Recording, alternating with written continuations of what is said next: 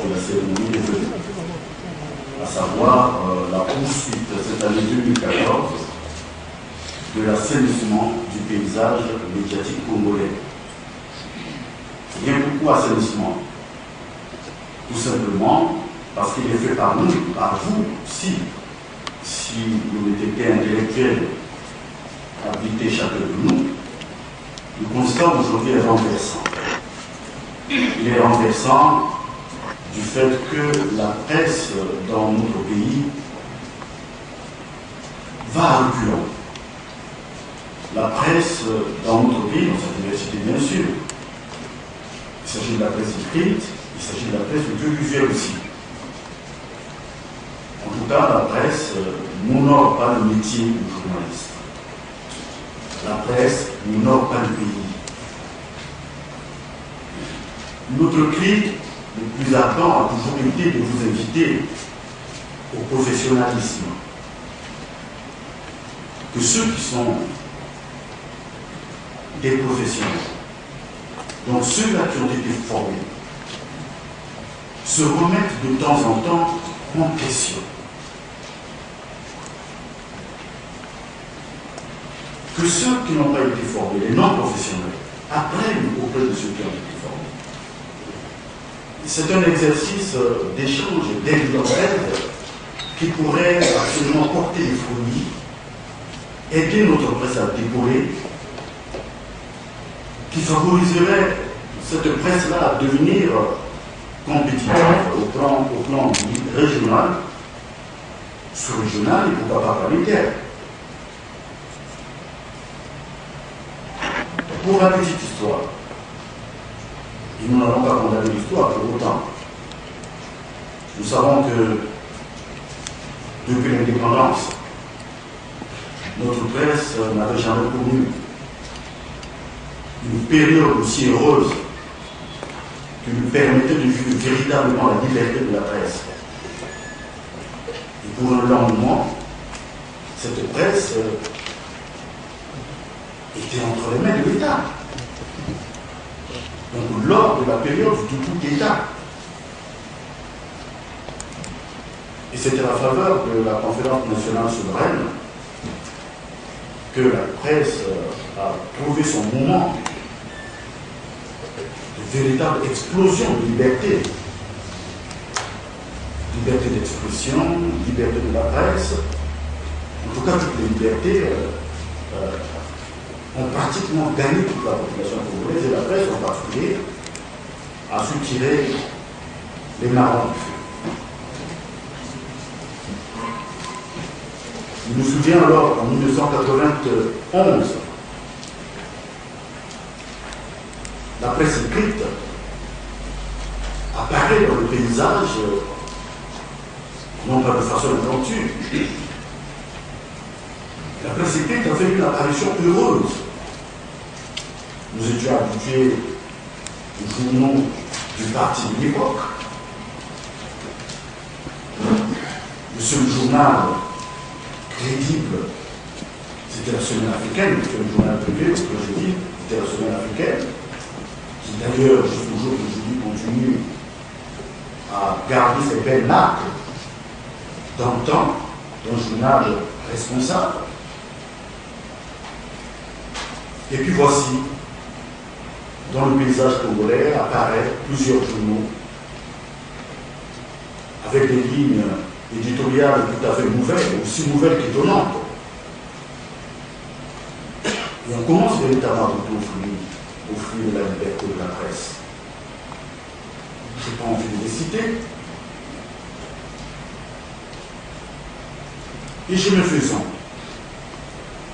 les professionnels de l'information et de la communication que vous êtes avaient pensé que vous ne pouviez pas vous laisser aller au flot, pas vous laisser attirer par le flux de la liberté en question, qui vous amenait vers quel rivage, on ne sait jamais. Vous avez pensé qu'il fallait quand même que vous vous asseyiez pour codifier cette liberté. Et en 2012, en 1992, les professionnels de l'information et de la communication se sont retrouvés. À cette occasion, bel enfant était né, cet enfant qui s'appelle, une belle fille, il faut l'appeler ainsi, qui s'appelle la charte des professionnels de l'information et de la communication. Mais cette charte conçue, réfléchie, élaborée par les professionnels que vous êtes, devenait votre code de travail. Et donc, quiconque, qu'il soit professionnel ou non professionnel, mais quiconque était appelé à exercer le métier de journaliste, était condamné à respecter les dispositions de cette charte.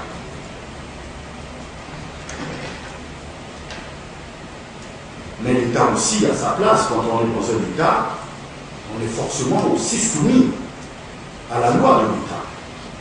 C'est ainsi que l'État ne peut pas laisser aussi ce cadre vide.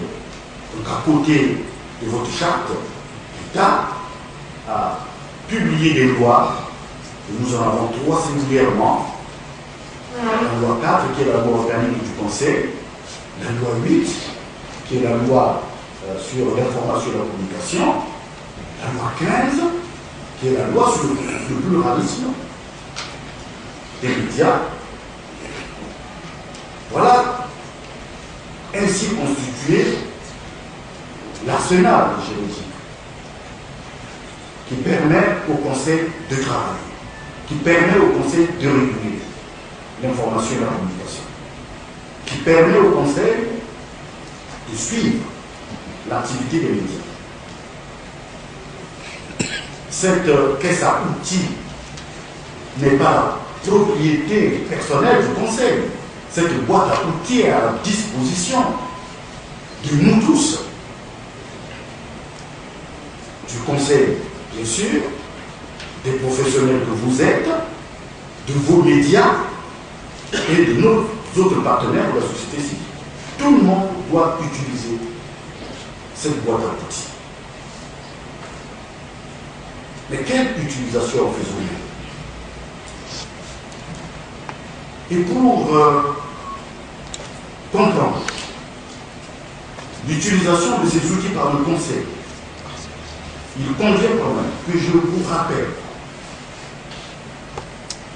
tout simplement 5 missions, petites, entre autres missions du Conseil, 5 missions.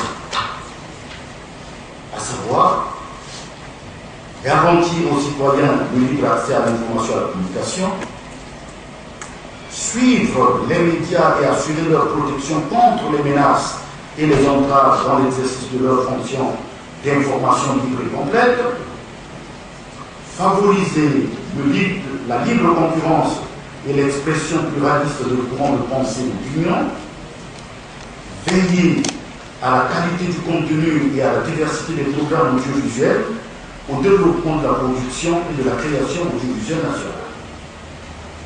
Garantir l'impartialité du secteur public des médias, veiller à la non-diffusion des informations qui ne concourent pas à la consolidation de la paix et de l'unité nationale, empêcher et réprimer la manipulation par quiconque de l'opinion publique à travers les médias, promouvoir auprès des médias et des professionnels de l'information et de la communication l'application et le respect des normes professionnelles, éthiques et déontologiques afin d'assurer l'exercice d'une information objective et d'une presse responsable et républicaine. Voilà tout ce que je voulais mettre à votre disposition pour que vous compreniez que le constat que nous avons fait est celui d'une presse qui ne fait pas honneur à notre pays. Conséquence, le Conseil supérieur de la liberté de communication ne peut pas se détourner de sa mission régalienne, mais doit l'exécuter en toute responsabilité et en toute citoyenneté. C'est pourquoi, lorsque nous engageons l'assainissement, nous voulons rendre propre ce beau secteur. Nous voulons redorer le blason de ce noble métier. Que ce métier soit exercé par des femmes et des hommes qui ont le sens de la citoyenneté, qui, à raison, doivent se comporter en véritable démocrate, qui ont appris le métier, ou s'ils ne l'ont pas appris, et qu'ils s'y trouvent déjà, eh bien, chemin faisant, qu'ils apprennent sur le tas. Et qu'ils pratiquent le métier selon les règles éthiques et déontologiques. Les règles éthiques et déontologiques. Mais faire le contraire, ma foi, puisque nous sommes placés là comme ce phare qui guide les bateaux pour les aider à accoster aisément, nous sommes alors obligés d'utiliser les outils mis à notre disposition pour corriger les travers de l'Église. D'où la situation. Il n'y a pas chez nous, ma foi, une passion excessive pour la sanction. Non. Il y a tout simplement pour nous une attitude normale d'aider ceux qui vont à la dérive, qui se laissent aller à la dérive, de se retrouver pour le bien de la profession et pour le bien du pays. Nous avons toujours dans ce cadre entrepris en 2013 une grande opération de contrôle administratif et technique. Les résultats vous avez été rendus ici, dans cette même salle. Et cette opération concourait justement à la démarche de l'assainissement. Parce qu'il nous fallait maîtriser le nombre de journalistes que vous êtes. Il nous fallait maîtriser le nombre de radiodiffusions sonores.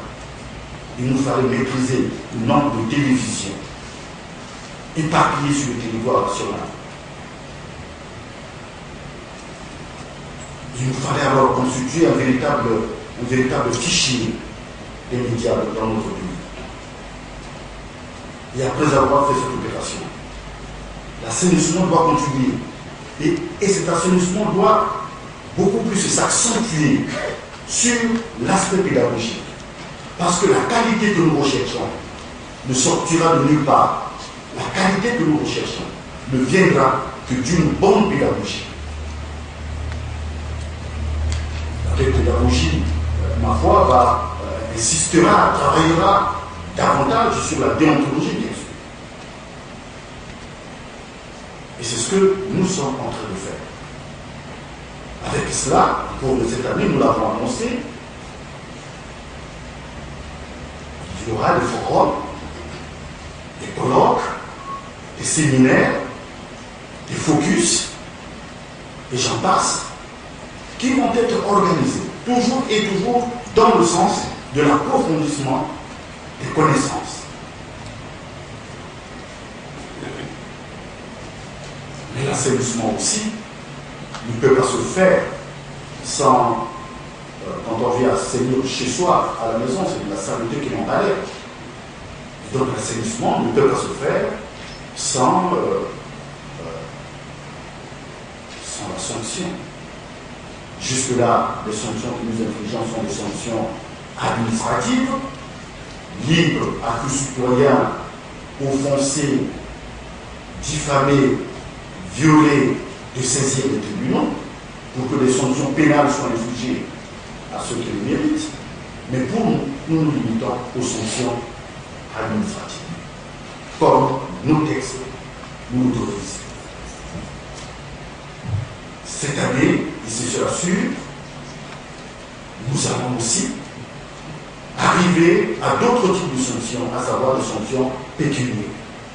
C'est-à-dire, au lieu certainement de suspendre, eh bien, on peut directement infliger la sanction que le journal reste, mais que le journaliste qui a commis sa faute paye le prix qu'il doit payer.